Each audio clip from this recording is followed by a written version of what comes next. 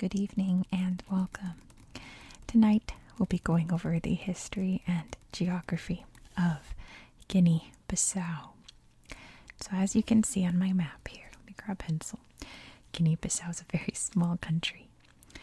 It is located in Western Africa.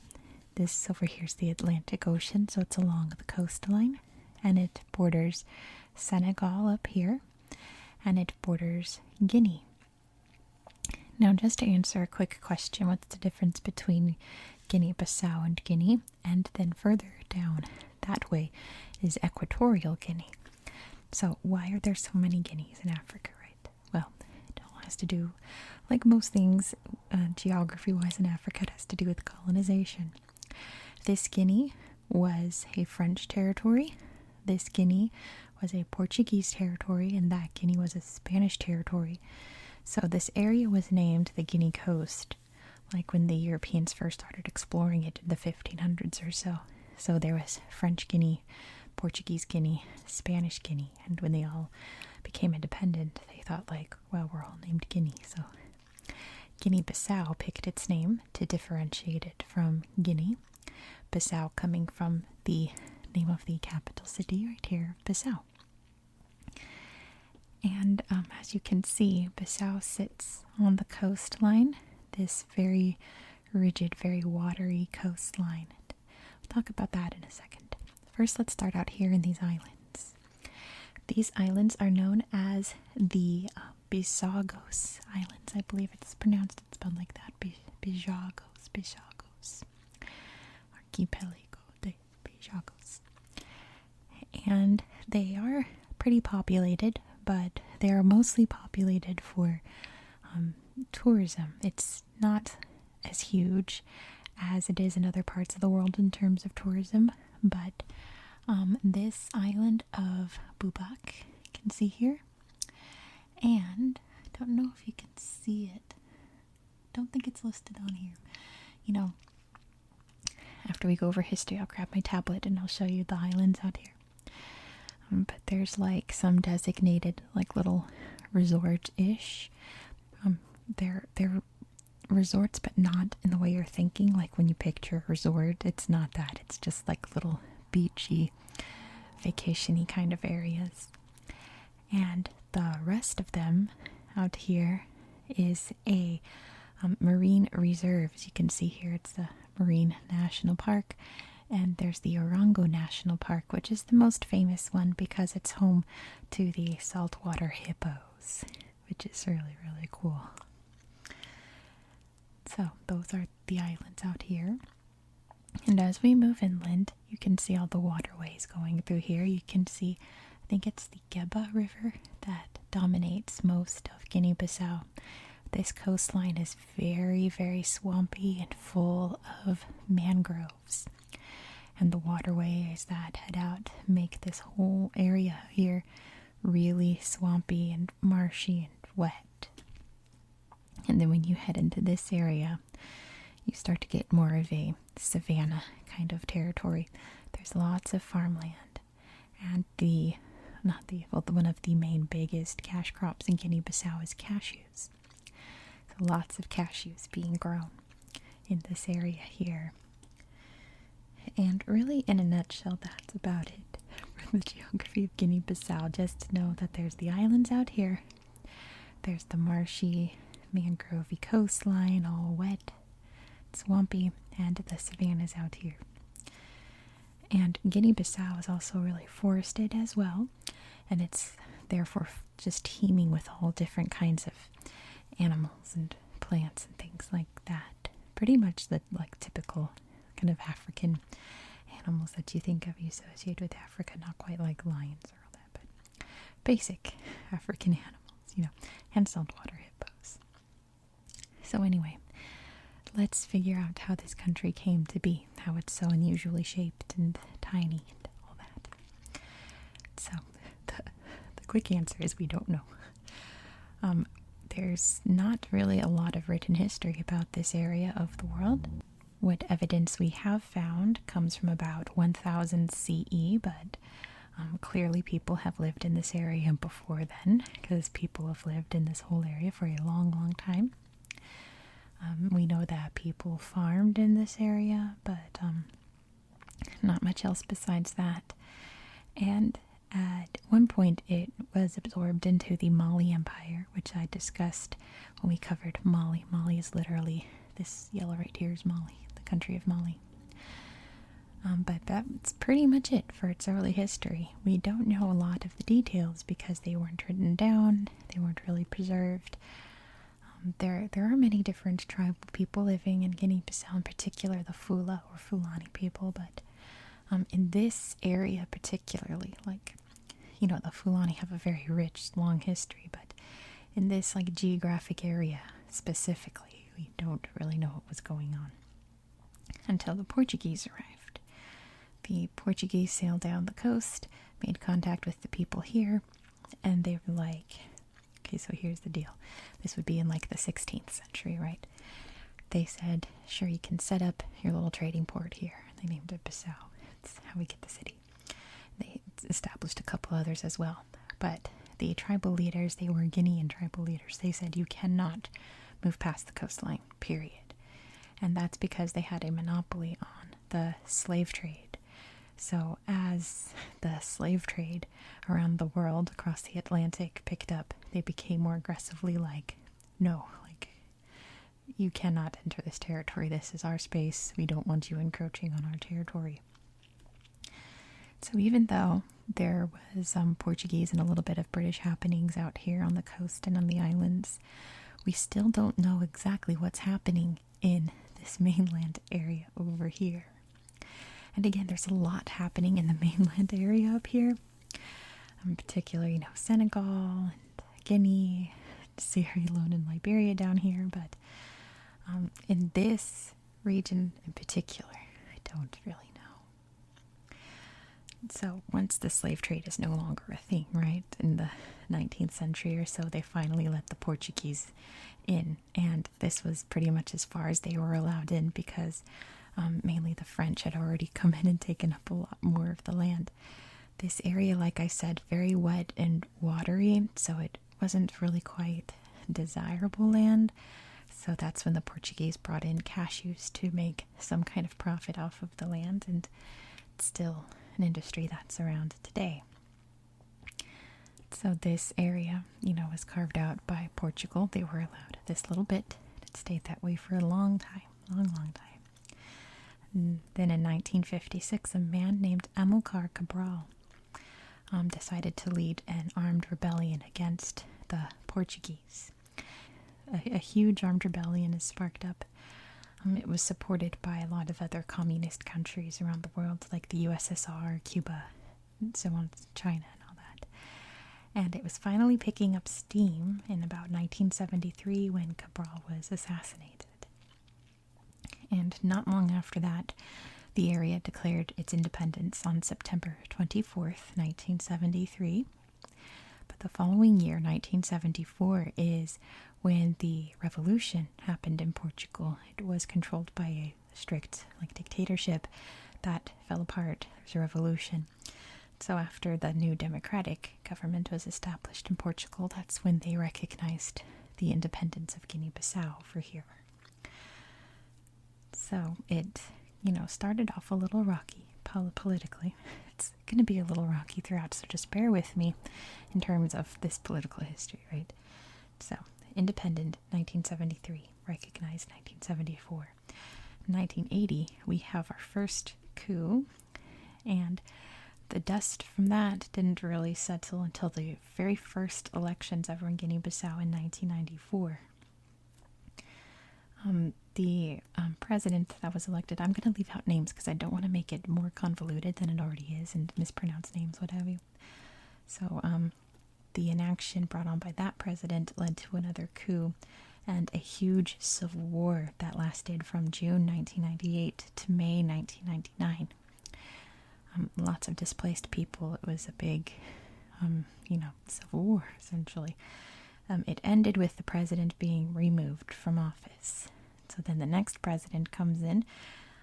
There's a coup in 2003 that removes him. And then the next election the president that was removed in 1999 gets elected president again. Are you following me? I probably should have included names, but again, I don't want to make it too convoluted. So president's removed, new president comes in, he gets removed, this president gets reelected. And then he gets assassinated in 2009. The next president to get elected died in office in 2012 from complications from diabetes. So an interim president comes in. There's a coup that removes him. And then the next president gets elected in 2014. And he's the only president in the history of Guinea-Bissau to have actually served a full term. He served from 2014 to 2019. And I did write down his name. It was Jose Mario Vaz. Congratulations to him, like, you did it. So the next president to get elected, he's still the current president. His name is Umaro Sissoco Embalo, and he was very nearly removed in February 2022. There was an attempted coup that failed. It's a little sketchy. I mean, aren't all coups a little sketchy? But there's a report of an anti-government radio station being attacked during this coup. And the people who witnessed it said that they saw like government cars being involved in it. So it's a little sussy, I suppose. But ultimately, when you have that much political instability, it's the people that suffer. It's very economically weak country, very low GDP, very low quality of life. It's, there is a lot of farming. Like I said, they've got the cashews, they have a fishing industry, but most of the population lives below the poverty line. So it's a struggle here in Guinea-Bissau to kind of figure itself out, basically. Well, so we'll see what happens with the future of Guinea-Bissau. So in the meantime, let me go grab my tablet and I'll show you just what Guinea-Bissau looks like.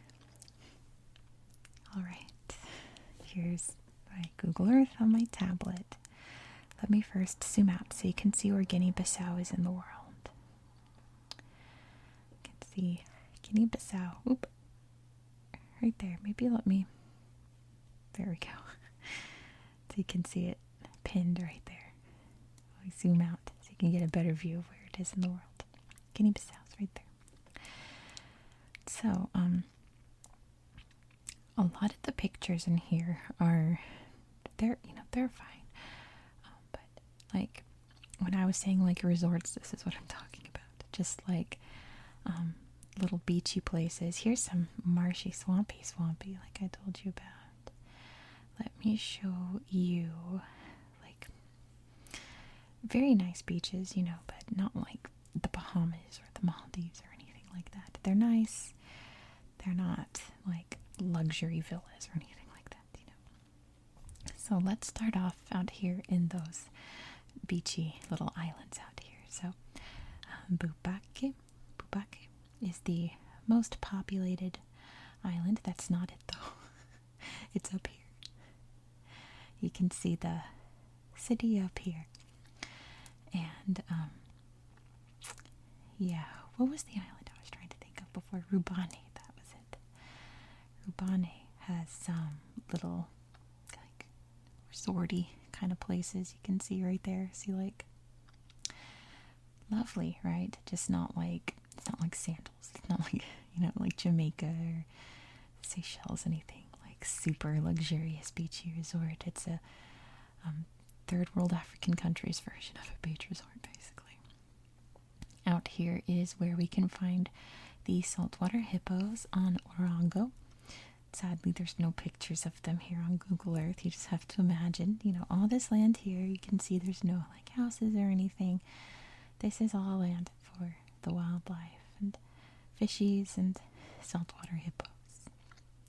The marine area, you can see down here, there's one as well.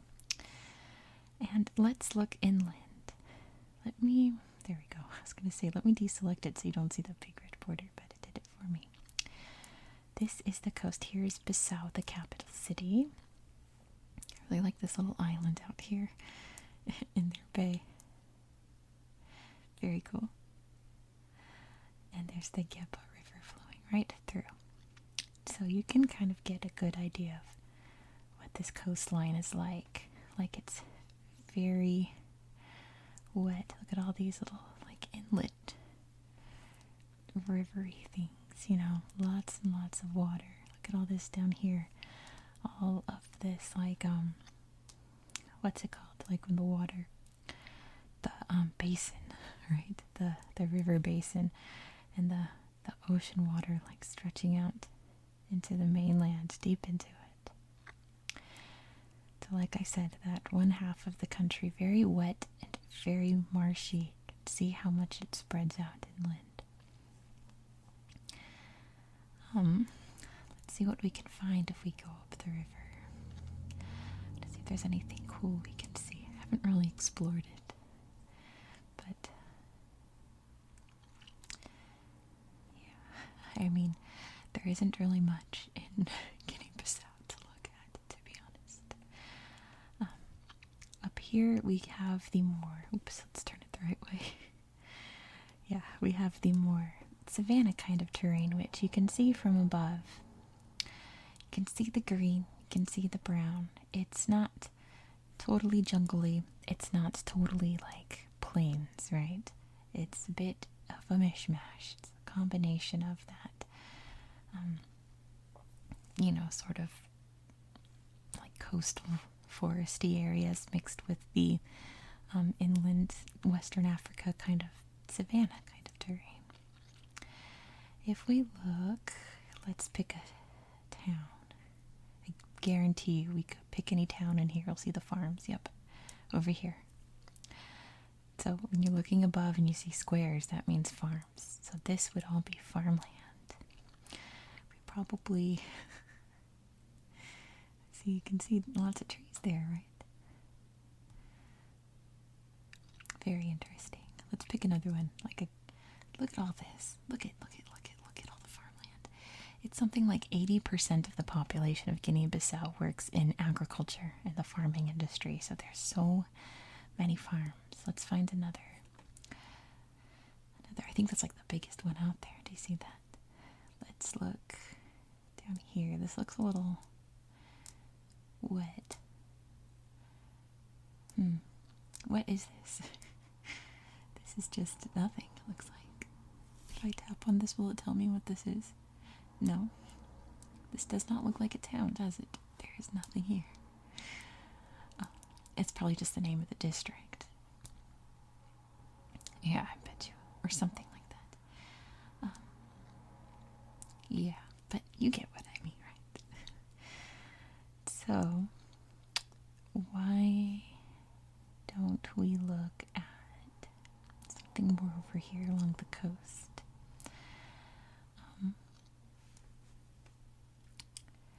I'm not sure what else to show you guys. There's not much else to show you. There's not a lot of street view. The only things are like beaches down here that are worth looking at, and it's one of those, if you see one, you see them all. So I don't want to show you a big slideshow of just little sandy beaches, right?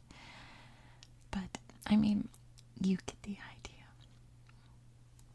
Look at this down here, if I can make it. Look at this water going through. All swampy, right? You see this kind of water in like the Amazon or the Everglades, that just like snaky, zigzaggy kind of waterway. That's how it affects the whole land around it. So, in a nutshell, that's pretty much it for Guinea-Bissau. Again, we'll have to see what the future holds for this tiny little country, one of the few Portuguese-speaking countries in the world. So, yeah, thank you so much for watching. I hope you found this video relaxing and educational. I've got long nails on so I can tap the tablet. And I hope that you have a very good